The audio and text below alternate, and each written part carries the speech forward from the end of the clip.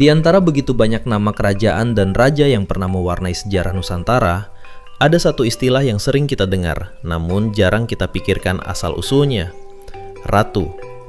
Banyak yang mengira kata ini berasal dari luar, padahal sesungguhnya ratu adalah istilah asli dari bumi Nusantara sendiri. Dalam perjalanan panjang bahasa dan budaya di kepulauan ini, ratu memiliki hubungan erat dengan istilah lain seperti datu dan latu. Bahkan dalam beberapa tradisi tua dikenal pula sebutan Latu Halat yang berarti Ratu Barat. Semua ini menunjukkan bahwa jauh sebelum pengaruh asing datang, masyarakat Nusantara telah memiliki sistem penamaan dan jabatan bangsawan yang kaya, berlapis dan penuh makna. Jika selama ini kita mengaitkan kata ratu dengan sosok perempuan, sesungguhnya pemahaman itu adalah warisan modern. Pada masa lampau, istilah ratu justru merupakan bahasa asli Nusantara, terutama dalam tradisi Jawa dan Sunda kuno. Kata ini memiliki makna yang jauh lebih luas, penguasa, pemimpin, atau figur tertinggi dalam sebuah kelompok, tanpa memandang jenis kelamin. Jejak sejarahnya tercatat jelas. Prasasti Canggal menyebut pendiri Mataram Hindu dengan gelar Rake Mataram Sang Ratu Sanjaya. Sanjaya adalah seorang laki-laki, namun gelarnya adalah ratu. Di masa lain, dalam sejarah kerajaan Singhasari, kita menemukan nama Mahisa Campaka, seorang tokoh penting yang memegang jabatan sebagai Ratu Angabbaya. Ia pun seorang lelaki, tetapi posisi kepemimpinannya tetap menggunakan gelar ratu. Dari sini, kita dapat melihat bahwa di Nusantara kuno, istilah ratu tidak terikat pada jenis kelamin. Ia adalah simbol kepemimpinan, wibawa, dan otoritas, gelar yang melampaui batas gender. Sebuah pengingat bahwa bahasa dan budaya Nusantara memiliki kedalaman yang kadang luput kita pahami hari ini. Demikian pula halnya dalam sejarah Kerajaan Pajajaran. Jejak tentang gelar ratu kembali terlihat jelas dalam prasasti batu tulis yang mengabadikan peristiwa besar penobatan Sri Baduga. Menariknya, Sri Baduga yang kelak sangat dihormati sebagai penguasa agung dinobatkan bukan hanya sekali, tetapi 2 kali. Penobatan pertama terjadi di Kawali Ciamis. Saat itu Jayadewata menerima tahta kerajaan Galuh dari ayahnya, Prabu Dewa Niskala, putra Mahaprabu Niskala Wastukancana dari Permaisuri Mayangsari, putri Prabu Bunisora. Setelah naik tahta, ia dikenal dengan gelar Prabu Guru Dewata Prana. Penobatan kedua berlangsung di pusat kerajaan Sunda, Pakuan Bogor. Di sini, Jayadewata menerima tahta kerajaan Sunda dari mertua sekaligus uwannya, Prabu Susuk Tunggal, putra Mahaprabu Niskala Wastukancana dari Permaisuri Ratna Sarkati, putri Resi Susuk Lampung. Dengan penobatan ini, Jayadewata menjadi penguasa 2 kerajaan besar sekaligus, Sunda dan Galuh, dan dikenang dengan gelar penuh kehormatan Sri Baduga Maharaja Ratu Haji di Pakuan Pajajaran Sri Sang Ratu Dewata. Peristiwa itu menjadi momen yang begitu monumental. Setelah 149 tahun lamanya tak ada lagi arak-arakan besar, berpindahnya pusat kekuasaan, rakyat Sunda akhirnya kembali menyaksikan iring-iringan megah keluarga kerajaan bergerak dari timur ke barat.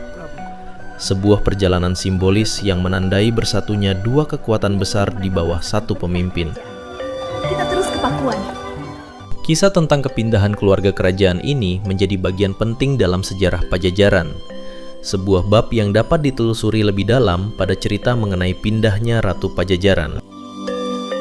Disinilah kita melihat lagi, gelar ratu dalam tradisi Sunda kuno adalah gelar kebesaran yang melekat pada pemimpin tertinggi, bukan pada jenis kelamin.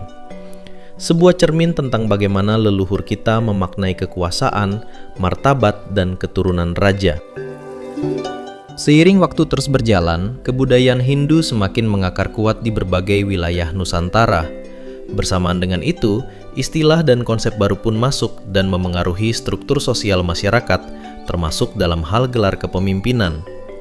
Salah satu perubahan besar terlihat ketika kata raja yang berasal dari bahasa Sanskerta mulai digunakan secara luas. Perlahan namun pasti, gelar Ratu yang sebelumnya menjadi sebutan utama bagi pemimpin tertinggi dalam tradisi Jawa dan Sunda kuno bergeser posisinya.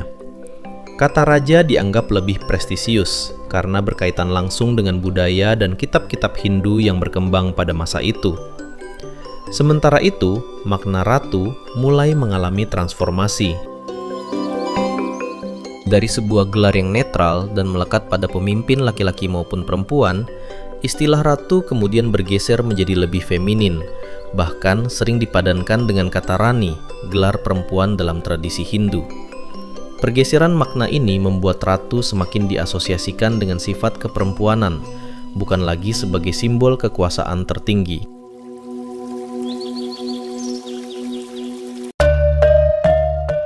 Hingga kini, para sejarawan belum dapat memastikan kapan tepatnya gelar ratu mulai secara khusus digunakan untuk perempuan. Yang jelas, pada suatu titik dalam perjalanan sejarah Jawa dan Sunda, istilah ini mengalami pergeseran makna yang cukup signifikan.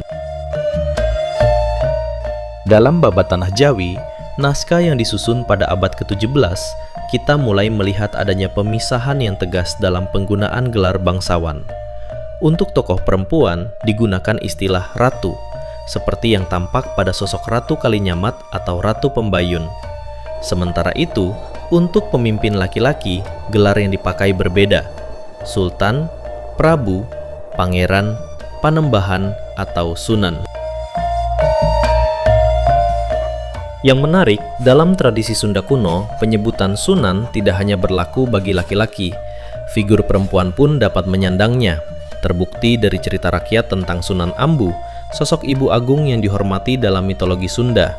Ini menunjukkan bahwa gelar-gelar bangsawan Nusantara tidak selalu kaku dan seringkali memiliki dimensi simbolik yang jauh lebih luas dibandingkan sekedar penanda jenis kelamin. Namun demikian, istilah ratu tidak pernah benar-benar hilang dari kosmos budaya Nusantara. Meskipun gelar para pemimpin laki-laki di Jawa pada masa-masa berikutnya lebih sering menggunakan sebutan sultan atau sunan, jejak kata ratu tetap hidup dengan cara yang subtil namun kuat. Salah satu buktinya terlihat dalam bahasa Jawa itu sendiri. Hingga sekarang, istilah untuk istana tetap disebut kraton. Kata ini bukan sekedar nama, melainkan memiliki akar makna yang jelas, ke-ratu-wan, yang berarti tempat tinggal ratu atau pusat kekuasaan seorang pemimpin agung. Artinya, meski gelar ratu perlahan digeser oleh pengaruh Sanskerta dan Islam, roh dan konsepnya masih melekat dalam struktur budaya Jawa yang tertanam dalam nama tempat, tata ruang, hingga makna simbolis sebuah pusat pemerintahan. Dengan demikian, ratu bukan hanya sekadar gelar yang berubah fungsi, tetapi juga sebuah warisan linguistik yang bertahan melintasi zaman. Sebuah bukti bahwa kebudayaan Nusantara tidak pernah sepenuhnya meninggalkan akar kunonya, meskipun terus menerima pengaruh dari luar. Pada akhirnya, dalam perkembangan bahasa dan budaya di Indonesia modern, istilah ratu memperoleh makna yang lebih spesifik. Kini, gelar ratu dipahami sebagai gelar kebangsawanan yang merujuk pada dua kemungkinan: seorang wanita yang memimpin sebuah kerajaan, atau istri dari seorang raja. Dalam struktur ini, gelar yang dianggap setara bagi laki-laki adalah raja. Dalam konteks monarki, seorang ratu yang memimpin kerajaan memiliki kedudukan tertinggi, sama kuat dan sahnya dengan seorang raja. Sementara itu, wilayah kekuasaan seorang ratu tetap disebut kerajaan, sama seperti ketika pemimpinnya adalah raja. Selain gelar ratu, sejarah Nusantara juga mengenal sejumlah sebutan lain yang merujuk pada penguasa monarki wanita. Gelar-gelar ini muncul dari berbagai tradisi dan pengaruh budaya yang masuk ke kepulauan Indonesia selama berabad-abad. Dalam lingkup kekaisaran atau kemaharajaan dikenal gelar Maharani. Kata ini merupakan bentuk feminim dari maharaja dan digunakan untuk menunjuk seorang perempuan yang memegang kekuasaan tertinggi dalam struktur kekaisaran. Gelar Maharani menunjukkan kedudukan yang agung, luas, dan berwibawa, setara dengan seorang maharaja. Sementara itu, dalam tradisi kesultanan, gelar yang digunakan adalah sultanah. Gelar ini menunjukkan bahwa sang penguasa perempuan memimpin dalam struktur politik dan keagamaan yang diwarisi dari kebudayaan Islam, sejajar dengan seorang sultan laki-laki. Dengan demikian, perjalanan gelar bangsawan wanita di Nusantara tidak berhenti pada kata ratu saja. Kehadiran gelar maharani, sultanah, dan istilah lainnya memperlihatkan betapa beragamnya tradisi kepemimpinan yang berkembang di kepulauan ini. Sebuah mosaik budaya yang kaya, yang terus membentuk identitas Nusantara sepanjang sejarah. Semoga bermanfaat dan sampai jumpa di video berikutnya. Salam budaya.